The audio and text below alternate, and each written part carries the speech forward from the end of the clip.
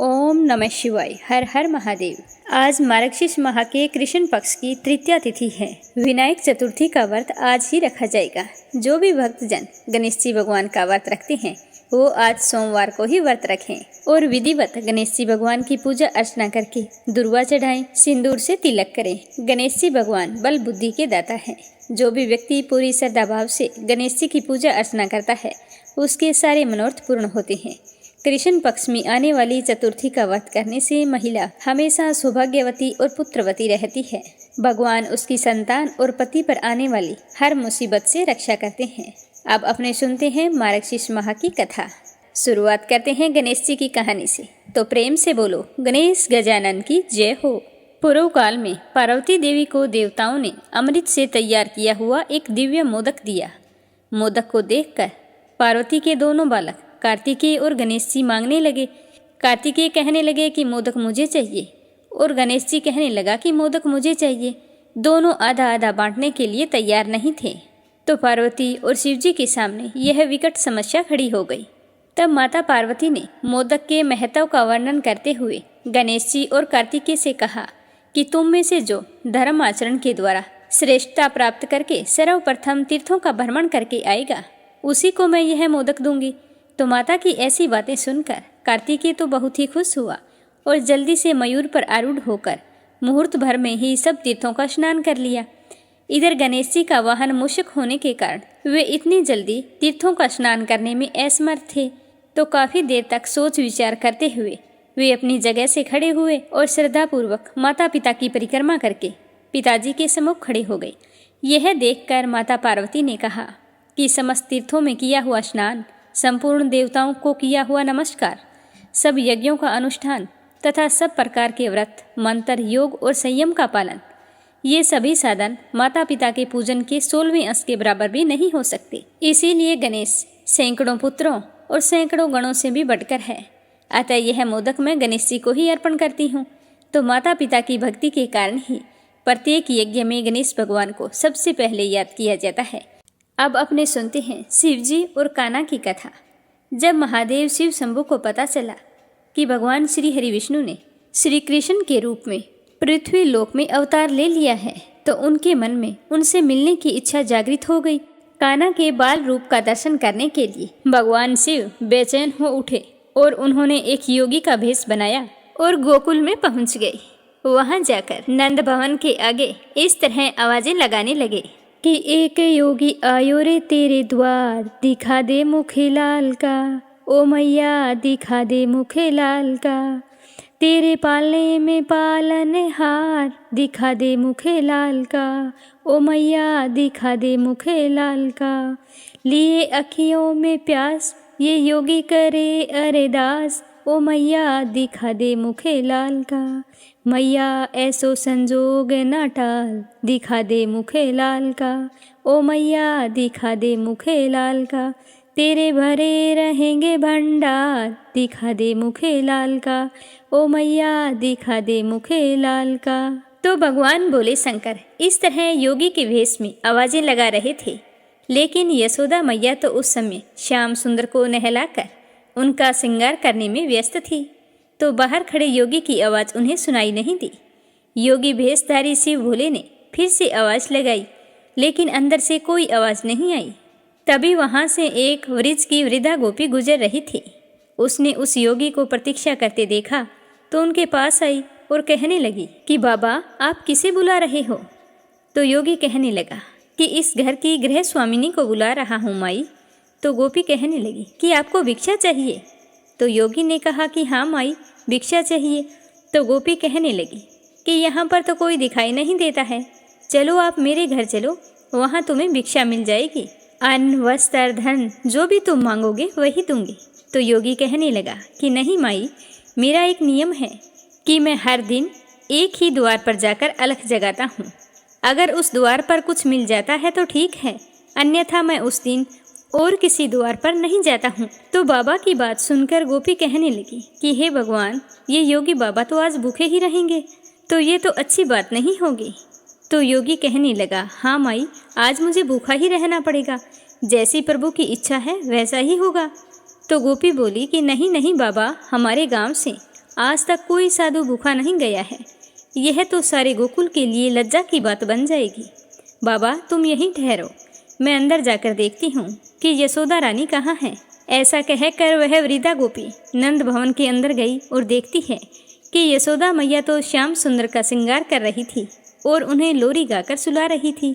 और इधर बाहर खड़े योगी भेषधारी भगवान शंकर ने मन ही मन कहा कि प्रभु आपके दर्शन किए बगैर तो मैं नहीं जाऊंगा। गोपी अंदर जाकर मैया यशोदा से कहती है कि ओ यशोदा रानी क्या कर रही हो। तो यशोदा मैया बोली कि आओ काकी क्या बात है। तो वह गोपी कहने लगी कि तेरे द्वार पर एक योगी कब से भिक्षा के लिए खड़ा है और तू उसकी आवाज़ ही नहीं सुन रही। तो मैया यशोदा कहने लगी कि मुझे तो सुनाई नहीं दिया, तुम ऐसा करो उसे भिक्षा दे दो। तो गोपी कहने लगी कि मुझे तो वो कोई बड़ा महात्मा लगता है, आज तक मैंने ऐसा योगी कहीं नहीं देखा। उसके मुख पर आंख भी नहीं दिखती, इतना तेज है जैसे कि सूर्य का तेज होता है। और उसका नियम देखो कितना कड़ा है। वो कहता है कि जिस द्वार पर भिक्षा के लिए खड़ा हो जाता हूँ बस वहीं से भिक्षा लेता हूँ और भिक्षा ना मिलने पर भूखा ही लौट जाता हूँ। तो यशोदा मैया कहने लगी कि काकी भिक्षा के लिए देखो मैंने आटा चावल दाल गुड़ घी सब कुछ ले लिया है। मुझे लगता है कि इतना सामान तो 2-4 दिन के लिए काफ़ी होगा। अब चलो चलते हैं। तो गोपी कहने लगी कि बेटा दक्षिणा के लिए भी कुछ ले लो, बड़े दिव्य मूर्ति हैं, उसे प्रसन्न करो तो आशीर्वाद पाओगी। तो यशोदा मैया कहने लगी कि काकी अभी लेकर आती हूँ, मैं तो भूल ही गई थी। तो यशोदा मैया जाकर संदूक से धन और एक मोती की माला निकालते हुए कहती हैं कि काकी आप कहते हैं कि बड़ी ही दिव्य आत्मा आई है, तो ये लो बहुमूल्य मोतियों की माला है, यही दे देती हूँ। तो इधर बाहर खड़े शिव शंभू मन ही मन में श्याम सुंदर से इस तरह बातें कर रहे थे कि प्रभु दर्शन देने में इतना संकोच क्यों है।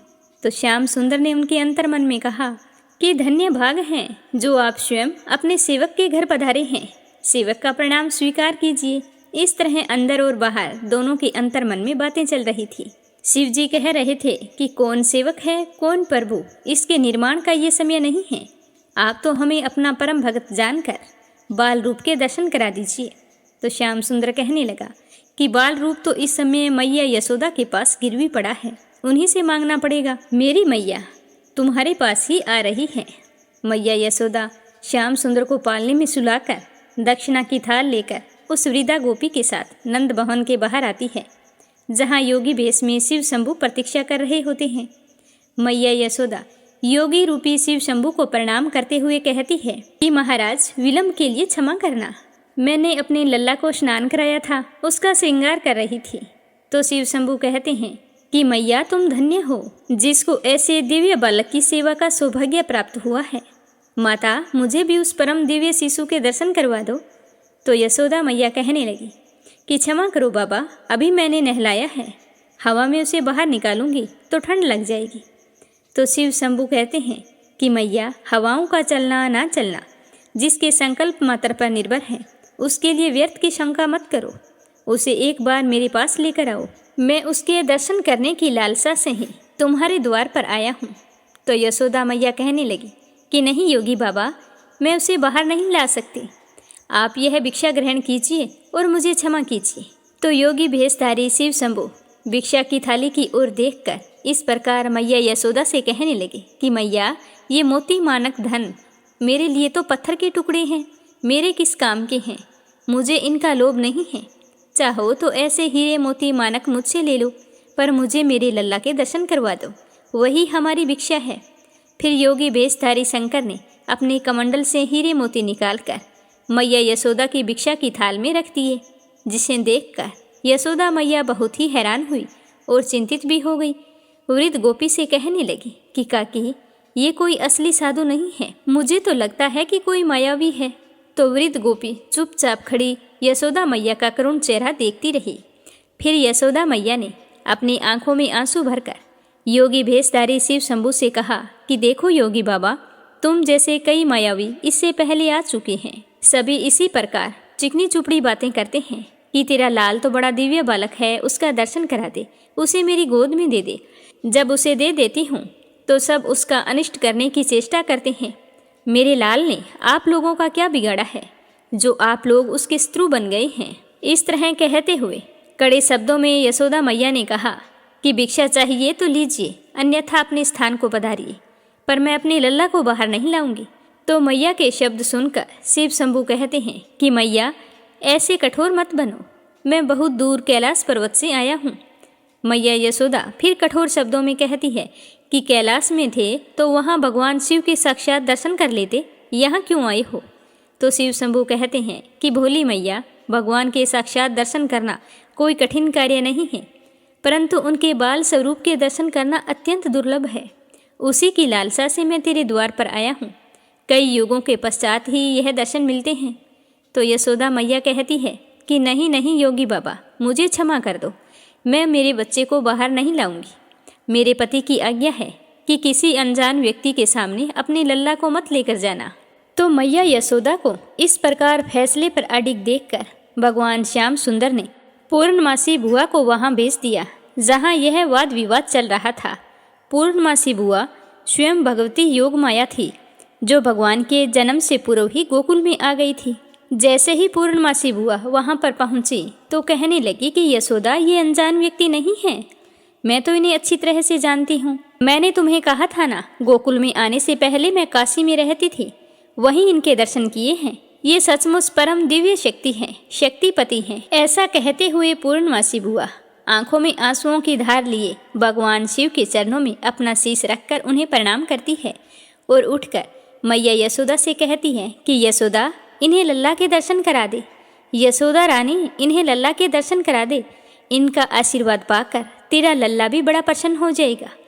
तो यशोदा मैया हैरान होकर पूर्णमासी बुआ से कहती है कि बुआ, क्या तुम सच कह रही हो? तुम सच में इन्हें जानती हो? तो बुआ कहने लगी कि हाँ रे यशोदा, मैं इन्हें सच में जानती हूँ। यह तो तेरा सौभाग्य है जो तेरे लल्ला का प्रेम इन्हें तेरे द्वार तक ले आया है। तो यशोदा मैया कहने लगी कि बुआ, इनकी वेशभूषा तो देखिए, लंबी लंबी जटा, बदन में बबूत और गले में सर्पों की माला लगाई हुई। मेरा लल्ला तो इन्हें देखकर डर जाएगा। ना बाबा ना, मैं मेरे लल्ला को बाहर नहीं लाऊंगी। बेचारी भोली भाली मैया को क्या पता था कि उनके द्वार पर स्वयं भगवान सदाशिव पधारे हैं।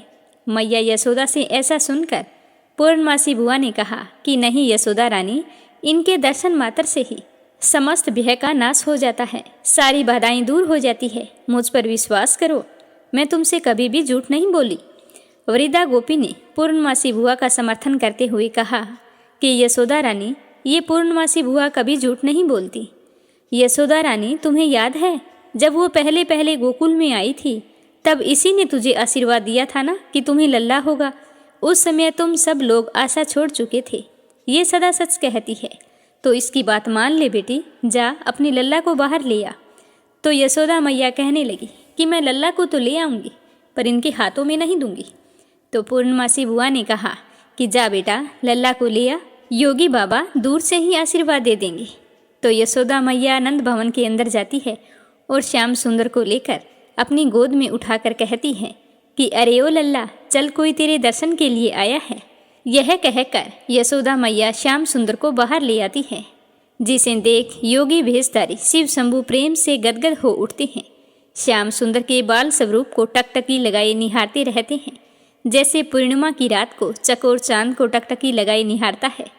तो यशोदा मैया कहती है कि लो योगी बाबा, लल्ला को देख लो और आशीर्वाद दे दो। तो भगवान शिव शंभू अपने प्रिय श्याम सुंदर के इस बाल स्वरूप को देखकर उन्हें नमस्कार करते हैं और श्याम सुंदर भी चेहरे पर मधुर मुस्कान लाकर उन्हें देखते रहते हैं। और फिर शिव शंभू मैया यशोदा से कहते हैं कि मैया, आज्ञा हो तो इनके चरणों में अपना मस्तक रख लूं। तो यशोदा मैया कहती है कि नहीं, मेरे लल्ला को छूने नहीं दूंगी। तो पूर्णमासी बुआ योगी भेषधारी शिव शंभू से कहते हैं कि पहले अपनी चरण रज तो दीजिए। ऐसा कहकर पूर्णमासी बुआ शिव शंभू के चरणों की रज लेकर श्याम सुंदर के ललाट पर लगा देती है।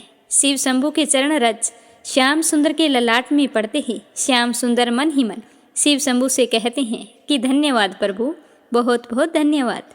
अंतर्यामी भगवान शिव श्याम सुंदर के मन की बात को सुनकर कहते हैं कि प्रभु, ये कहाँ का न्याय है? हम कितनी दूर से आकर भी आपके बाल रूप का आलिंगन भी नहीं कर सके। जिनके श्री चरणों से निकली पवित्र गंगा को हम अपने शीश में धारण करते हैं, उन्हीं श्री चरणों को एक बार छू तो लेने दीजिए प्रभु। और फिर भगवान शिव शंभू अपने ही शरीर के एक अदृश्य प्रतिबिंब से श्याम सुंदर के चरणों का स्पर्श करते हैं और उनकी स्तुति पुरुष सूक्त से करते हैं, जो भगवान श्री श्याम सुंदर को बहुत ही प्रिय है। उसके बाद योगी भेषधारी शिव शंभु यशोदा मैया से झूम झूम के नाच नाच के कहते हैं कि युग युग जिए तेरो लाल, ओ मैया युग युग जिए तेरो लाल, मेरे नैना भये निहाल, निरख मुख लाल का, प्यासी अखियाँ हुई रे निहाल, निरख मुख लाल का। तो यह सुनकर यशोदा मैया खुश हो जाती हैं और कहती है कि योगी बाबा अपनी भिक्षा तो लेते जाइए। तो महादेव शिव शंभु ने झूमते गाते हुए कहा कि रख ले हीरे मोती तेरे, ये पत्थर किस काम के मेरे, योगी हो गया माला माल, निरख मुख लाल का, मैं तो हो गया माला माल, निरख मुख लाल का। ऐसा कहते ही योगी भेषधारी शिव शंभु वहाँ से अंतर्ध्यान हो जाते हैं। ऐसा अनुपम दृश्य देखकर स्वर्ग लोक से समस्त देवी देवता खुश होकर फूलों की वर्षा करने लगते हैं। बोलो बाल गोपाल की जय हो। आज अपने सुनेंगे श्रीमद् भागवत गीता का 3रा अध्याय और उसका महात्म्य। बोलो कृष्ण कन्हैया की जय हो। आप भी इस चैनल को सब्सक्राइब करके कमेंट बॉक्स में श्री कृष्ण भगवान की जय हो जरूर लिखना। अर्जुन ने पूछा कि हे जनार्दन, यदि आपके तप से कर्म से बुद्धि श्रेष्ठ है तो हे केशव, मुझे इस घोर कर्म में क्यों लगाते हो? मिले हुए वचनों से आप मेरी बुद्धि को भ्रम में डाल रहे हैं। निश्चय करके मुझे बतलाइए जिससे मैं कल्याण को प्राप्त हों। श्री कृष्ण जी कहने लगे कि हे निष्पाप अर्जुन, मैं तुम्हें पहले ही समझा चुका हूँ कि इस लोक में 2 प्रकार की निष्ठा है।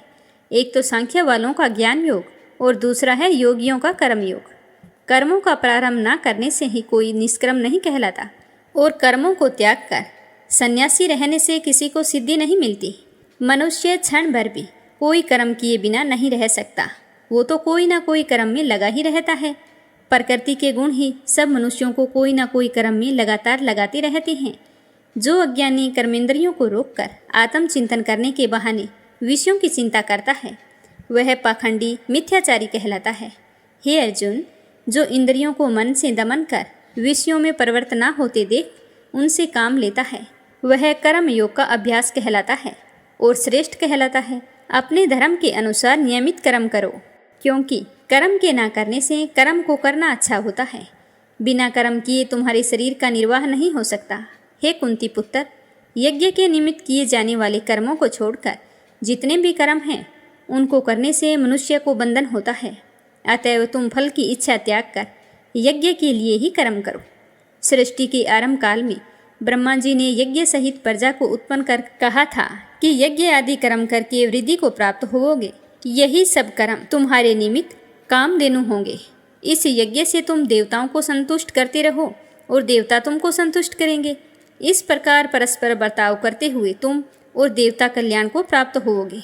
यज्ञ आदि कर्मों से प्रसन्न होकर देवता तुमको इच्छित सुख की सामग्री देंगे, परंतु उनके दिए हुए दान को जो भी उनको भोग लगाए बिना ग्रहण करता है वो चोर है। 5 महायज्ञ करके जो शेष बचा हुआ भोग ग्रहण करते हैं वे सारे पापों से मुक्त हो जाते हैं, और जो अपने निमित्त ही अन्न पकाते हैं वे पापी पुरुष पाप को ही भक्षण करते हैं। अन्न से प्राणियों की उत्पत्ति होती है, अन्न से मेघ उत्पन्न होता है, मेघ यज्ञ द्वारा बरसता है और यज्ञ की उत्पत्ति कर्म से होती है।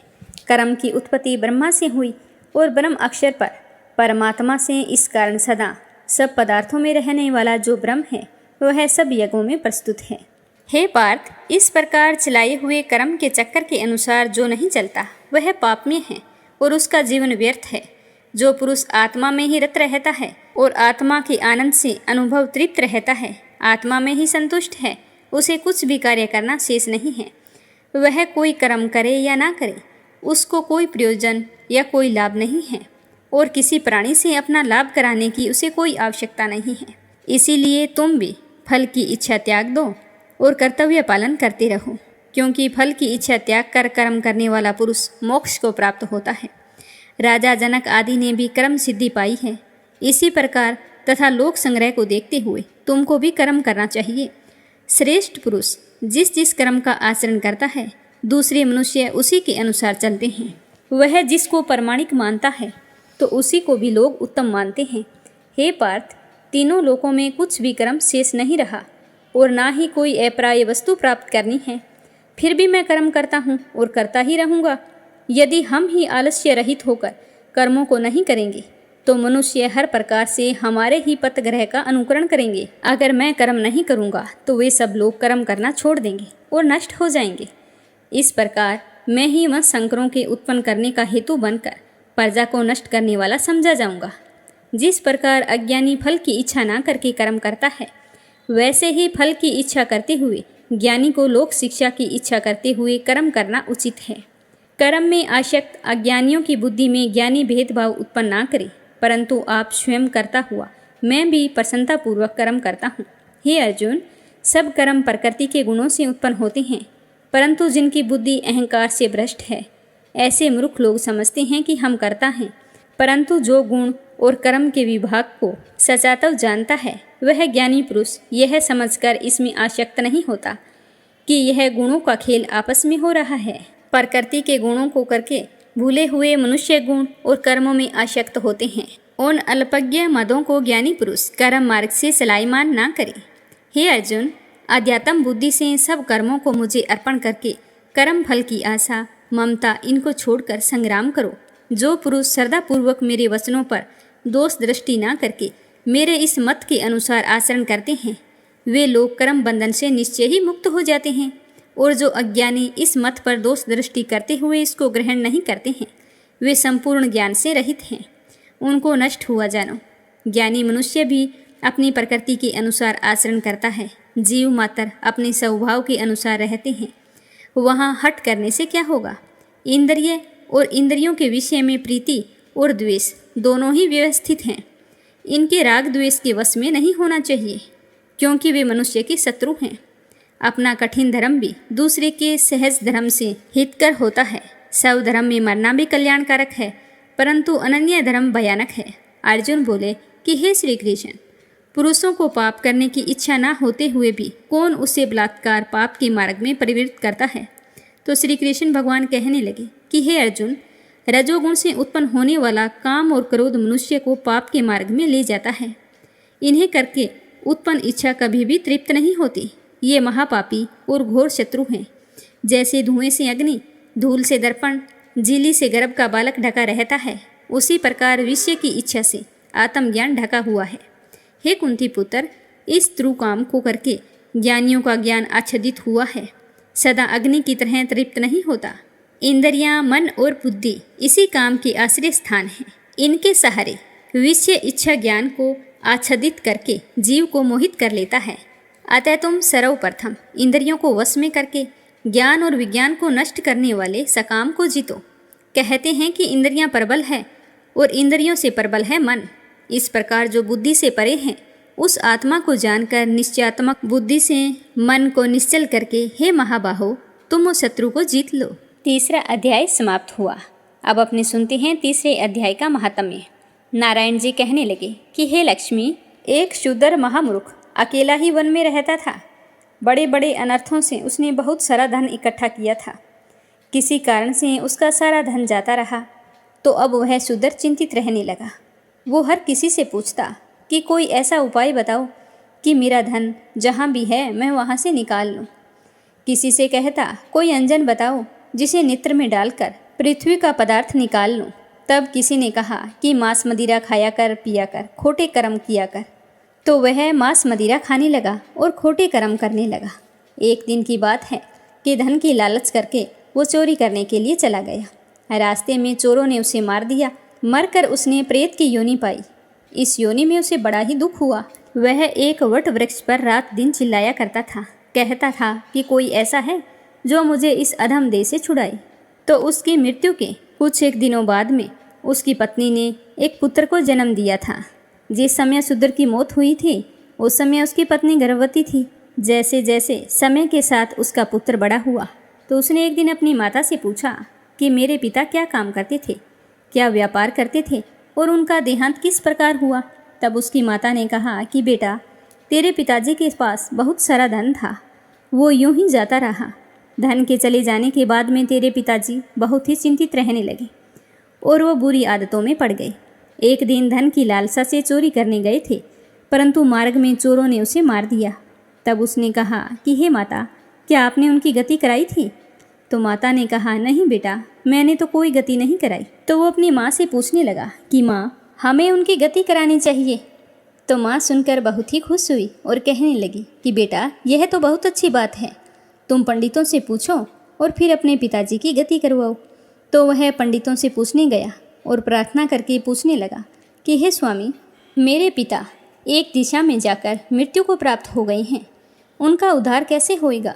तब पंडितों ने कहा कि गया जी जाकर गया करो, तब पितरों का उद्धार होगा। तो पंडितों की बात सुनकर वो घर आ गया।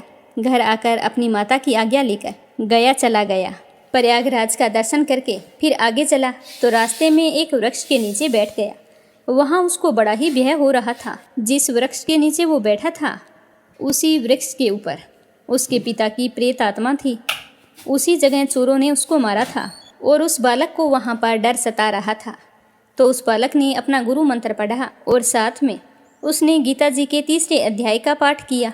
वो नित्य प्रतिदिन उस अध्याय का पाठ करता था। तो उस पेड़ के नीचे बैठकर वो 3 अध्याय का पाठ कर रहा था और प्रेत की योनि में उसका पिता सुन रहा था। तो 3 अध्याय को सुनने से उसके पिता की प्रेत देह योनि छूट गई। तभी स्वर्ग से विमान आया।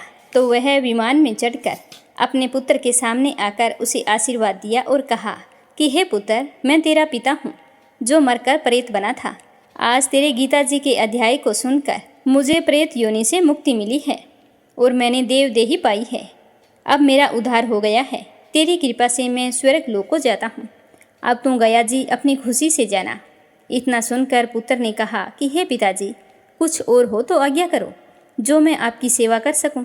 तब उस देवदेही ने कहा कि देख, मेरी 7 पीढ़ियां पितर नरक में पड़ी हैं और नाना प्रकार के कष्ट भोग रही हैं। वो बड़े ही दुखी हैं। अब तो श्री गीता जी के 3 अध्याय का पाठ करके उनको इस दुख से मुक्ति प्रदान कर। इतना वचन कहकर वह देवदेही स्वर्ग को चली गई। तब बालक ने वहाँ 3 अध्याय का पाठ करके उनका पुण्य फल अपने पितरों को दिया और उन्हें बैकुंठगामी किया। तब राजा धर्मराज के पास यमदूत ने जाकर कहा कि हे राजा, नरक में तो बहुत से लोग नहीं हैं। नरक में तो उजाड़ ही उजाड़ पड़ा है। जो कई जन्मों के पापी कर्मी थे वो सारे के सारे विमानों में बैठकर श्री ठाकुर के पार्षद चले गए हैं। तो इतना सुनते ही धर्मराज उठकर श्री नारायण जी के पास गए।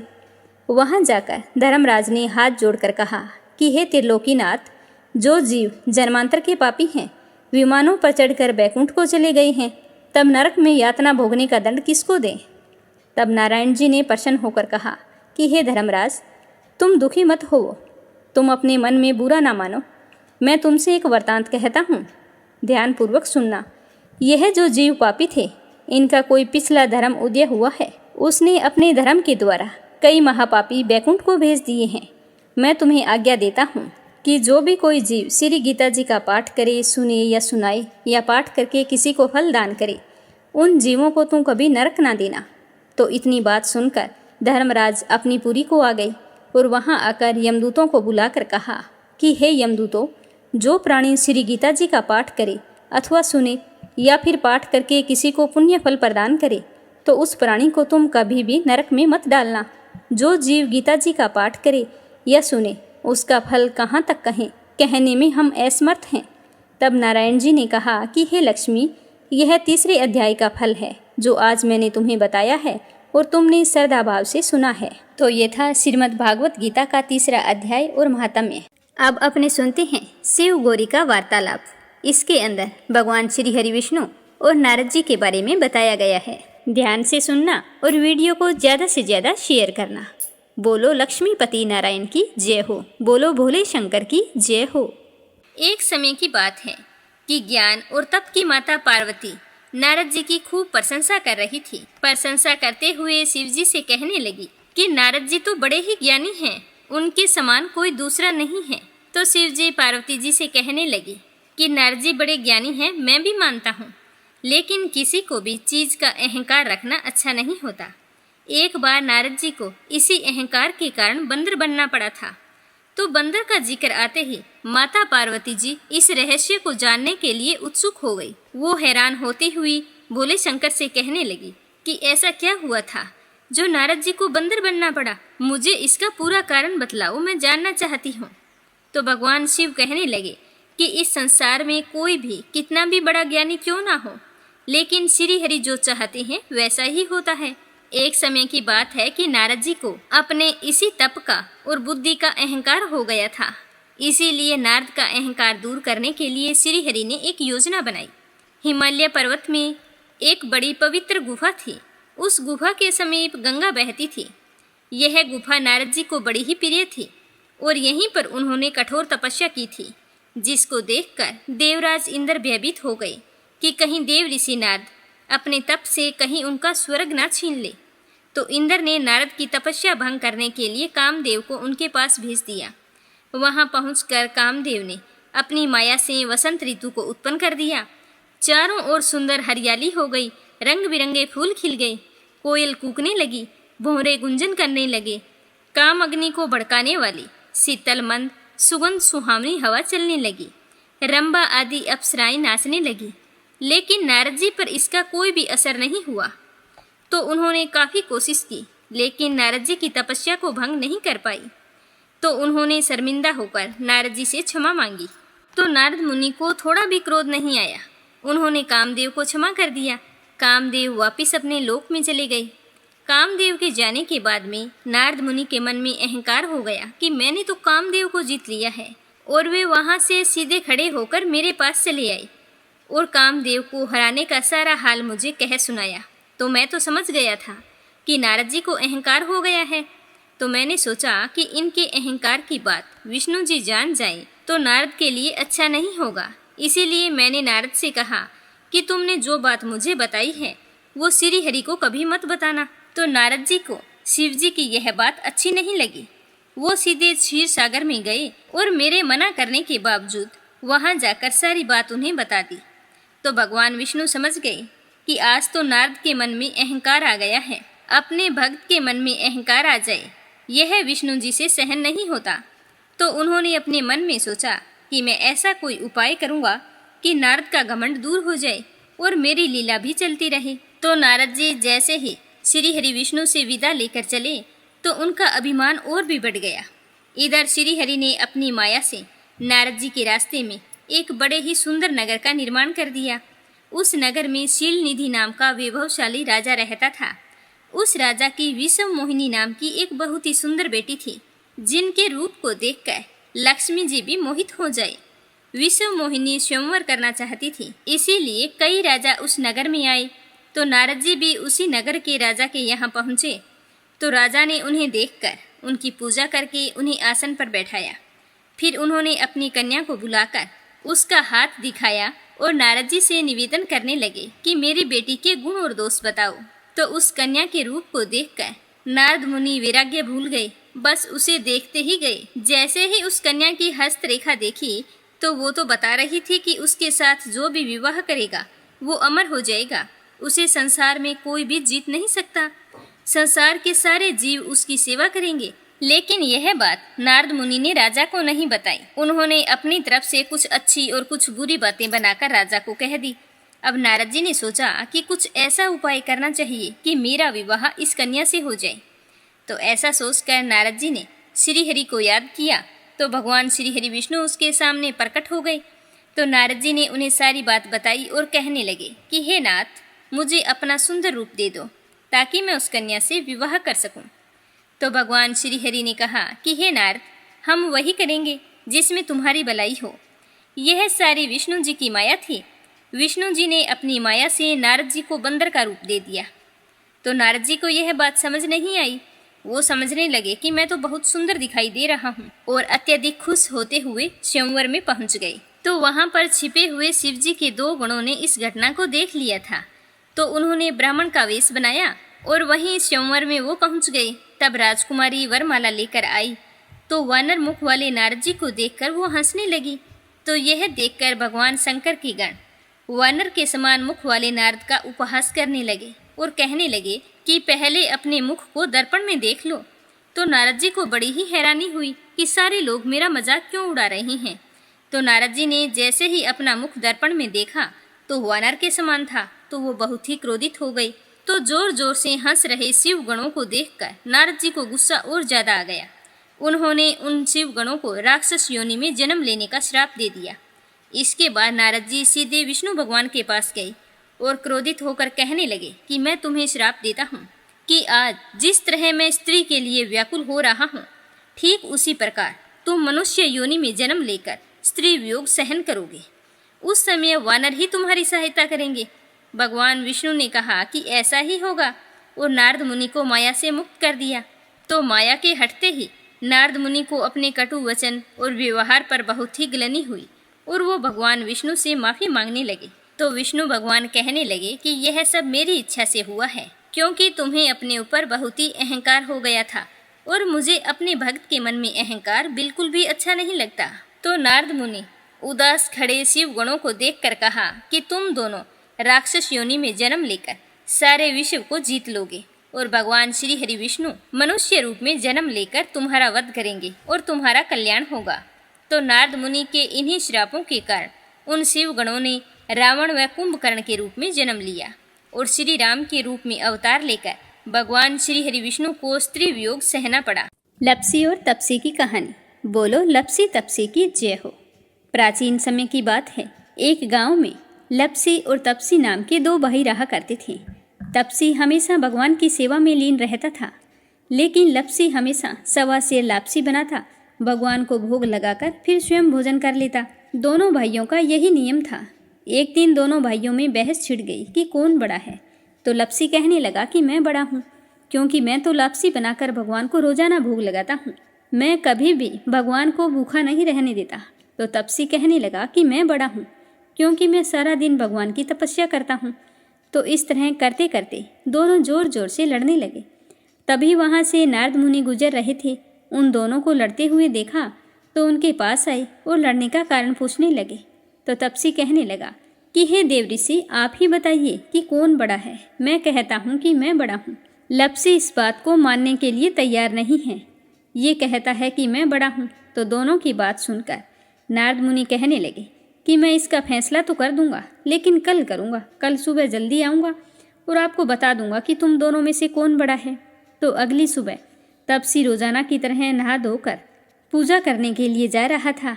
तो रास्ते में उसे 1.25 करोड़ की एक अंगूठी मिली, जो नारद जी ने उसके आगे फेंकी थी। तो तपसी ने जल्दी जल्दी इधर उधर देखा और अंगूठी को उठा लिया और तपस्या करने बैठा तो अपने पैर के नीचे दबाकर बैठ गया। लप्सी रोजाना की तरह स्नान करके आया और 1.25 सेर लापसी बनाई। पहले भगवान को भोग लगाया, फिर स्वयं लापसी जीमने के लिए बैठ गया। तभी वहाँ पर नारद जी आ गए और कहने लगे कि लप्सी बड़ा है। तो तपसी कहने लगा कि इसका क्या कारण हो सकता है, ये कैसे बड़ा है, ये कभी पूजा पाठ नहीं करता है। तो नारद जी कहने लगे कि इसके मन में लालच नहीं है, जो भी करता है बड़े ही श्रद्धा भाव से करता है। इसका नियम है कि रोजाना भगवान को भोग लगाना। इसका नियम कोई भी भंग नहीं कर सकता, लेकिन तुम्हारा नियम भंग हो चुका है। तो तपसी कहने लगा कि कैसे, मैं नियम से रोजाना भगवान की पूजा करता हूँ। तो नारद मुनि कहने लगे कि तुम खड़े होकर अपना पैर उठाओ। तो तपसी जैसे ही खड़ा हुआ तो उसके पैर के नीचे 1.25 करोड़ की अंगूठी पड़ी थी। तो नारद जी कहने लगे कि तूने इसे चुराया है, जिससे तेरी तपस्या भंग हो गई है। तपसी हाथ जोड़कर नारद जी के सामने खड़ा हो गया और कहने लगा कि मुझसे गलती हो गई, आज के बाद मैं ऐसी गलती कभी नहीं करूँगा। मैंने बहुत ही सच्चे मन से पूजा की है। आप ही मुझे बताइए कि मुझे मेरी पूजा का फल कैसे मिल सकता है। मैं आपसे वादा करता हूँ कि आज के बाद मैं कभी चोरी नहीं करूँगा। तो उस तरह उसके दीन वचन सुनकर नारद जी को उस पर दया आ गई और नारद जी कहने लगे कि तेरी तपस्या का फल कार्तिक स्नान करने वाला ही दे सकता है। तो तपसी पूछने लगा कि वो कैसे। तो नारद जी ने बताया कि कार्तिक माह में कार्तिक स्नान करके जो भी सारी कहानियाँ सुनकर तुम्हारी कहानी नहीं सुनेगा, तो उसके कार्तिक स्नान का पुण्य फल उससे छूटकर तुम्हें मिलेगा। अगर कोई दिए से दिया जलाएगा तो उसका पुण्य फल भी तुझे ही मिलेगा। अगर घर की सारी साफ सफाई करके दहलीज की सफाई नहीं करेगा तो उसका पुण्य फल भी तुझे ही मिलेगा। रोटी सारी बना ले, लेकिन गाय और कुत्ते की रोटी ना बनाए तो उसका पुण्य फल भी तुझे ही मिलेगा। और घर पर बहन सुवासिनी आने पर उसे सूट साड़ी तीवल जो कुछ भी देते हैं, भेंट स्वरूप अगर कुछ पैसे नहीं देंगे तो उसका पुण्य फल भी तुझे ही मिलेगा। तो इस तरह नारद जी ने तपसी को पुण्य प्राप्ति का मार्ग बताया, जिसे सुनकर तपसी बहुत ही प्रसन्न हुआ और भगवान की पूजा में लीन हो गया। तभी से कहा जाता है कि हर व्रत कथा और कहानी के बाद में लप्सी तपसी की कहानी जरूर सुननी चाहिए। इस कहानी को सुने बिना हमें चाहे कार्तिक का महीना हो या वैशाख का महीना हो, हमें उसके स्नान का पुण्यफल नहीं मिलता है। जब कहानी समाप्त हो जाती है तो इस तरह से कहना चाहिए कि लपसी का फल लपसी को मिले, तपसी का फल तपसी को मिले। हमारी कहानी का, हमारे पूजा पाठ और हमारे व्रत का पुण्यफल हमें मिले। तो आज का अध्याय समाप्त हुआ। कल फिर मिलेंगे अगले अध्याय के साथ। उम्मीद करती हूँ कि आपको गीता जी का अध्याय जरूर पसंद आया होगा और इस वीडियो को ज़्यादा से ज़्यादा अपने मित्रगणों में, रिश्तेदारों में शेयर करें। कान्हा जी आपकी सारी मनोकामनाएं पूर्ण करें। कल फिर मिलेंगे अगले अध्याय के साथ। आप सभी की मंगल कामना के साथ ओम नमः शिवाय। हर हर महादेव।